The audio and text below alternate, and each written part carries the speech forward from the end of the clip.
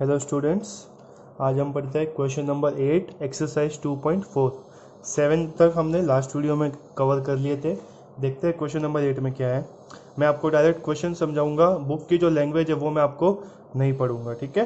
जो क्वेश्चन है बुक की लैंग्वेज है वो मैं आपको जैसे हमेशा स्क्रीनशॉट देता हूँ वैसे ही नोट्स के साथ स्क्रीनशॉट प्रोवाइड कर दूंगा। और बाकी जो बच्चे देख रहे हैं उनके पास बुक्स तो होगी। तो देखिए क्वेश्चन नंबर 8 क्या है। एक कोई भी हिरणों का झुंड है, हर्ड ऑफ डियर्स। हर्ड का मतलब होता है झुंड। बहुत सारे डियर्स है, हिरण है।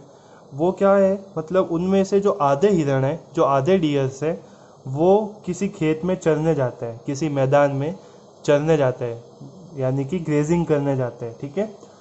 अब जो पीछे जो हिरण बचे हैं उसमें से उन हिरणों का, उन डियर्स का जो 3/4 पार्ट है, जो 3/4 हिस्सा है, वो कोई पास के मैदान में खेलने जाता है। क्या करता है? खेलने जाता है। तो आप ये सीक्वेंस याद रखो। सबसे पहले आपके पास कुछ कुछ नंबर्स में हिरण थे, कुछ डियर्स थे, ठीक है। उन डियर्स में से जो आधे डियर्स है, जो एक हाफ डियर्स है, वो कहाँ चले गए? ग्रेजिंग करने, मतलब कि चरने चले गए, ठीक है। मैदान में चलते हैं ना हिरण, घास वास, तो वो चरने चले गए। अब आधे तो चले गए तो पीछे आधे ही बचे। अब उन आधे का भी 3/4 मतलब कि 3/4 वो क्या कर रहे हैं? पड़ोस में खेलकूद कर रहे हैं। मतलब कि जो नियर बाई कोई भी पार्क होगा या कोई लॉन होगा, वहाँ पे क्या कर रहे हैं? वो प्ले कर रहे हैं, कुछ भी खेल रहे हैं। तो देखिए इसके आगे और एक कंडीशन दी हुई है कि अब जो बचे हुए हिरण हैं वो तालाब में पानी पीने चले गए। मतलब कि कोई पॉन्ड होगा आसपास, वहाँ पे they are going there to drink water, मतलब कि वो वहाँ पे पानी पीने गए। और वो कितने हैं? 9। मतलब कि जो पीछे हिरण बचे हैं वो कितने? 9 हिरण ही है। और वो क्या करने गए? किसी तालाब में पानी पीने गए। तो आपको बताना है कि टोटल नंबर ऑफ डियर्स कितने हैं वहाँ पे, मतलब कि कुल हिरणों की संख्या कितनी है। तो सबसे पहले हमने क्या किया, हमने मान लिया कि माना झुंड में कुल हिरणों की संख्या है वो कितनी है? x। Let the total number of deers in herd equals to x।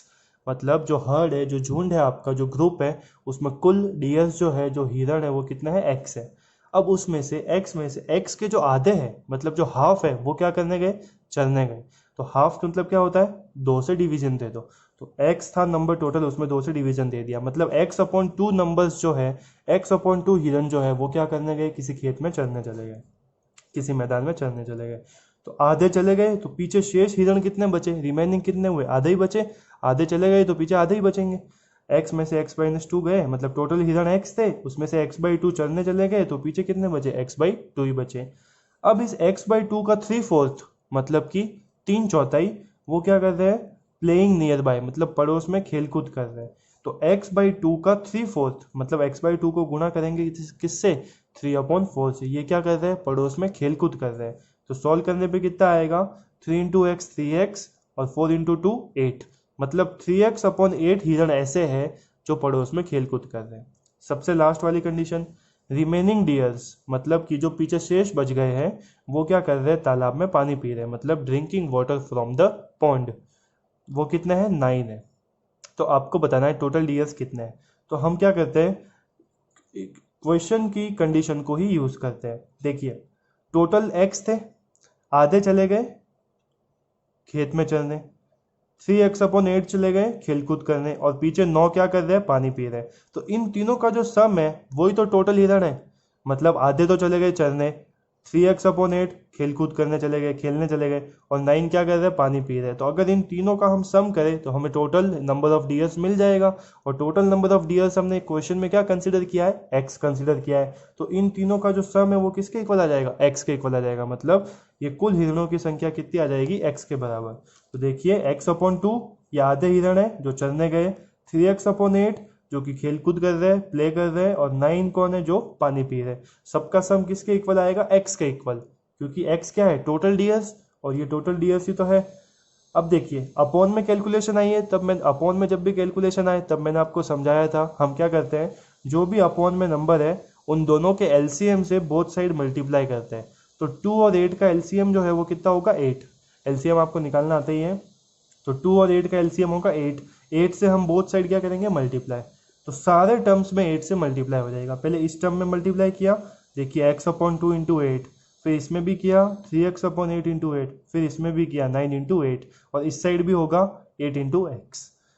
Solve करेंगे आगे, 8 से 2 इस 8 को कितने टाइम कैंसिल करेगा, 4 टाइम्स, तो कितना आ जाएगा 4x प्लस 8 से 8 तो कैंसिल हो गया, तो ये 3x प्लस 9 8 ज़ा 72 और 8 इंटू एक्स 8x, 4x और 3x कितना हो जाएगा 7x plus 72 equals to 8x। अब 72 ऐसा का ऐसा है, 7x उधर जाएगा तो क्या हो जाएगा माइनस का, तो 8 में से 7x गए तो कितना बचेगा, एक ही x बचेगा और इक्वल में क्या है 72। x हमने क्या कंसिडर किया था, झुंड में कुल हिरणों की संख्या, और वो आपके कितना आ गया 72 आ गया। दैट मीन्स उस टोटल डीएस जो है उस हर्ड में, उस झुंड में टोटल जो हिरण है वो कितना है 72 है। तो आई होप आपको ये समझ में आया होगा। देखते हैं नेक्स्ट क्वेश्चन। अगर आपको समझ में आया है तो प्लीज़ लाइक करना वीडियो को। अब इस क्वेश्चन में दो पर्सन है, एक तो है ग्रैंड फादर और दूसरी है ग्रैंड डॉटर। तो देखते हैं हम, क्वेश्चन में एक कंडीशन दी हुई है कि जो ग्रैंड फादर की एज है वो ग्रैंड डॉटर की एज की 10 टाइम्स है। मतलब कि जो दादाजी की आयु है वो उसकी पौत्री की आयु की 10 गुनी है। तो हमने क्या किया, सबसे पहले माना कि पौत्री की आयु let the age of granddaughter equals to x years. Granddaughter कितने साल की है, x साल की है, तो दादाजी कितने साल के होंगे, इसका 10 टाइम्स मतलब कि 10x। दादाजी की एज होगी, ग्रैंडफादर की एज होगी 10x। क्वेश्चन में दिया हुआ है कि जो ग्रैंडफादर की एज है वो ग्रैंड डॉटर की एज से 54 ज़्यादा है। कितनी ज़्यादा है, 54 ईयर्स। तो क्वेश्चन की कंडीशन को हमने यूज़ किया, ग्रैंडफादर की एज कितनी है 10x, वो डॉटर की एज कितनी है x, उससे कितनी ज़्यादा है 54 ज़्यादा है, ज़्यादा मतलब प्लस, तो 10x equals to x plus 54। x इस साइड आएगा तो माइनस का हो जाएगा, 10x में से x माइनस हुआ तो 9x इक्वल्स टू 54। 9 मल्टीप्लाई में ये साइड आएगा तो 54 के अपॉन में आ जाएगा, 54 अपॉन 9 कितने टाइम कैंसिल होगा 6 टाइम्स, तो x की वैल्यू आ गई 6। x हमने क्या माना था, पौत्री की आयु मतलब कि ग्रैंड डॉटर की आयु, तो ग्रैंड डॉटर की आयु 6 आ गई, ये 6 ईयर्स लिखा है, ठीक है बच्चों 64 नहीं है 6 ईयर्स। तो ग्रैंड डॉटर की जो एज है वो 6 ईयर्स आ गई, तो ग्रैंड फादर की दादाजी की एज क्या होगी, इसका 10 टाइम्स मतलब कि 6 को 10 से मल्टीप्लाई कर दो, तो 6 इंटू 10 कितना 60 ईयर्स, ये आ जाएगी किसकी एज, ग्रैंड फादर की एज मतलब कि दादा की आयु। नेक्स्ट क्वेश्चन देखते हैं।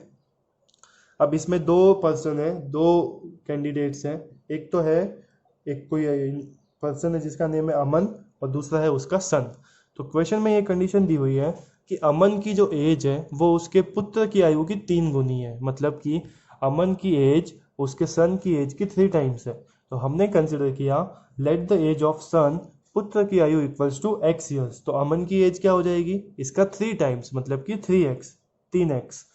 क्वेश्चन में दिया हुआ है कि 10 साल पहले जो अमन की आयु थी वो उसके पुत्र की आयु की 5 गुनी थी।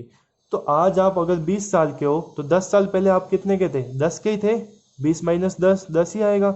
इसी टाइप से आज अगर अमन 3x साल का है तो 10 साल पहले कितने का होगा, 3x माइनस 10 इक्वल्स टू, अब अमन 10 साल पहले, अगर अमन की एज से आपने 10 माइनस किया है, ये इसकी प्रेजेंट एज है, वर्तमान में आयु है, तो पुत्र की आयु में भी तो 10 साल कम करोगे ना, क्योंकि क्वेश्चन में क्या बोला हुआ है कि 10 साल पूर्व अमन की आयु पुत्र की आयु की 5 गुनी थी। तो 10 साल पहले पुत्र जो सन है, बेटा है, वो भी तो 10 साल छोटा होगा ना आज की आयु से, तो x में से भी कितना माइनस किया 10, और अमन की आयु 10 साल पहले पुत्र की आयु से कितना गुना है, 5 गुना है मतलब कि 5 टाइम्स है। तो क्वेश्चन की कंडीशन को हमने यूज किया, कंडीशन बस सिंपल सी है कि 10 ईयर्स बिफोर मतलब कि 10 साल पहले अमन की एज जो थी वो उसके सन की एज की 5 टाइम्स थी, सन की एज की 5 गुना थी। तो 10 साल पहले दोनों की एज में से 10 10 माइनस हो जाएगा और अमन की एज उसके पुत्र की सन की एज के 5 गुना आ जाएगी। इसको सॉल्व करते हैं, 3x minus 10 equals to 5 into x, 5x minus 5 into 10 50। तो देखिए 3x उधर जाएगा तो माइनस में हो जाएगा और माइनस 50 है इधर आएगा तो प्लस में हो जाएगा। तो 50 माइनस 10 40, 5x में से 3x गए तो 2x, ये 2 मल्टीप्लाई में उधर जाएगा तो 40 के डिवीजन में, तो 40 अपॉन 2 आंसर कितना आ जाएगा 20। तो x की जो वैल्यू है वो आपके आ गई 20। x आपने क्या माना था, एज ऑफ सन मतलब पुत्र की आयु 20 आ गई, तो अमन की आयु कितनी आ जाएगी, इसका 3 टाइम्स, तो 20 का 3 टाइम्स कितना होगा 60। तो आपके आंसर आ जाएंगे सन की जो एज है वो तो आएगी 20 ईयर्स और अमन की एज आ जाएगी 60 years. That is your final answer. Next देखेंगे हम अगली वीडियो में। ये आपका जो एक्सरसाइज है ये अब ख़त्म हो गया है। आगे हम पढ़ेंगे एक्सरसाइज 2.5 और उसके क्वेश्चंस। Thank you. कोई भी डाउट होता है तो आप मुझसे पर्सनली पूछ सकते हैं, बेझिझक। कोई भी ऐसे डरने की ज़रूरत नहीं है, आपके सारे डाउट्स क्लियर होंगे। Thank you.